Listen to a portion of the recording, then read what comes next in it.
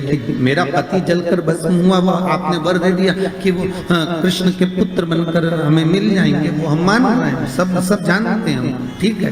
पर दिक्कत इतनी सी है कि जिस आम के पेड़ पर मेरा पति बैठा हुआ था, उसके चक्कर में वो आम का पेड़ भी जला। तो वो आम का पेड़ जो जला, उसने मुझसे कहा है कि पति का तो उद्धार हो गया, पर हमारा उद्धार कैसे? अब देखिए, कई लोग कहते हैं प्रश्न करने वाले पीछे नहीं हटते महाराज, बहुत प्रश्न करते हैं और प्रश्न कर कर पूछते हैं, गुरुजी ये कलश के ऊपर आम के पत्ते क्यों लगते हैं? उसका उत्तर है, ध्यान दीजिए।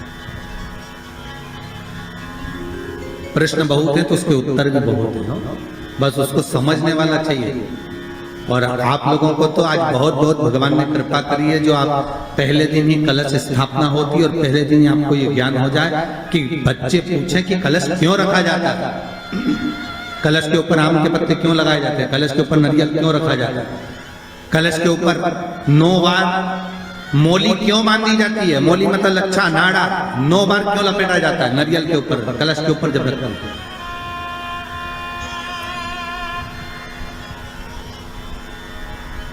कलश के ऊपर जब जब श्रीफल रखाता है, नारियल रखाता है, तो उस पर 5 बार 7 बार मोली नहीं लपेटी जाएगी, तो 9 ही बार लपेटी जाएगी। 5 या 7 बार लपेटते हैं तो कहते हैं कि लक्ष्मी की छिन्नता होती है, और वो 9 बार लपेटी जाती है तो भरपूर लक्ष्मी का भंडार भरती है। क्यों कहते हैं उसे?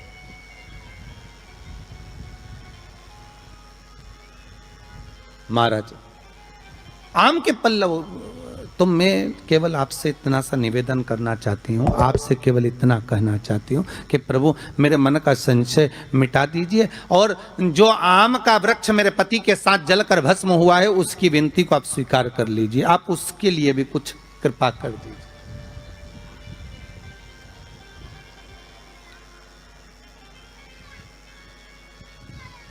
इसी को कृपा कहते हैं, इसी को करुणा कहते हैं, इसी को दया कहते हैं।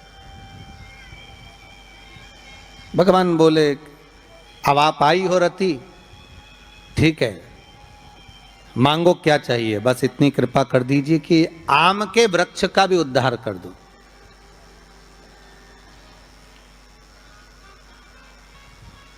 शिवजी ने कहा हम वर प्रदान करते हैं रति,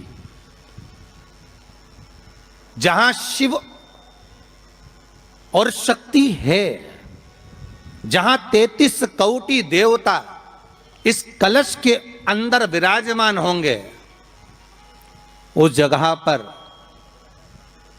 स्वयं कंठ पर जहां पर मेरा निवास होगा, उस जगह पर ये आम के पल्लव अमृत के तुल्य माने जाएंगे, और इनका निवास हमारे ही हाथ में, हमारे ही हस्त कमल में विराजमान होगा, हमारे ही हाथ में। कितना सुंदर है महाराज जी। उस आम के पल्लव की महत्वता को जरा जानिएगा, बहुत बहुत ध्यान दीजिएगा। आम के पत्ते देखें आप लोगों ने, अरे बोलो जम के तो बोलो, देखें उसका प्रयोग कभी आप लोगों ने करा? आम के पत्ते का कभी प्रयोग कर कर देखिएगा।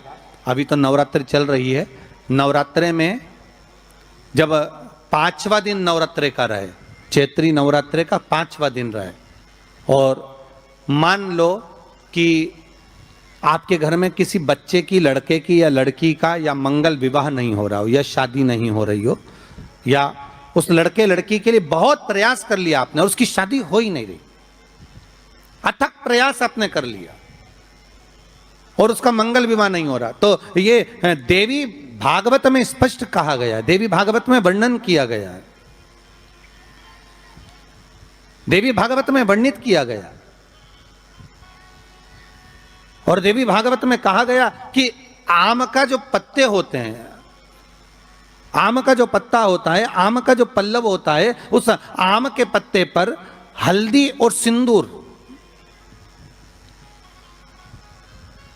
इन दोनों से स्वस्तिक का निर्माण किया जाए। देवी भागवत का संवाद है, बहुत ध्यान देना महाराज। जिन कन्याओं का विवाह ना हो पंचमी के दिन, नवरात्रे की कोई सी भी पंचमी, मतलब जो पंचमी तिथि पड़ेगी, कोई भी नवरात्रा हो, चाहे वो 4 नवरात्रे में से चाहे वो पौष का हो, अश्विन का हो, चैत्र का हो, आषाढ़ का हो, किसी भी नवरात्रि में आप कर सकते हैं।